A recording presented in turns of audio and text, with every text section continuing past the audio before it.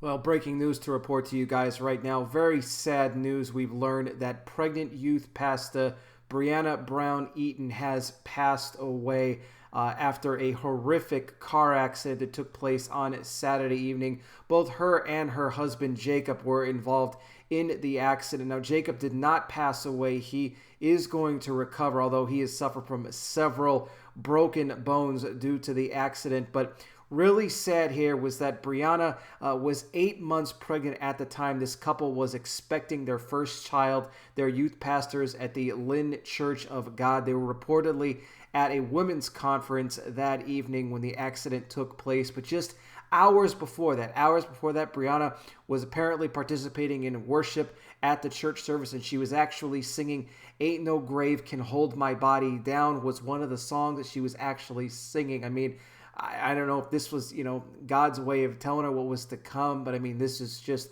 so sad here. Her pastors, both Alicia and Chris Stokes, were talking about it. They were also at the conference, traveling in their own car at the time when they learned about the accident. They were just completely devastated to hear of this news and the loss. They're all in the grieving process right now. And also, according to the report, both Breanna and her husband Jacob had actually struggled to get pregnant for some time. They wanted nothing more than to be able to start a family. Then finally, one night, they were praying in a church service.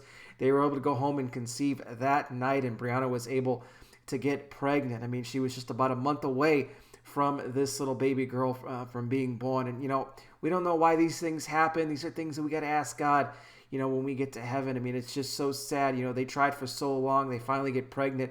She's right there at the edge of being able to give birth. And then this happens. This tragedy strikes this family out of nowhere.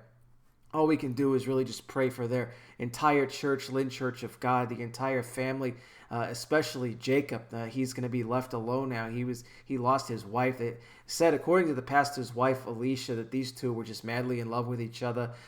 They both were just enamored with one another. You couldn't find a better couple than these two here.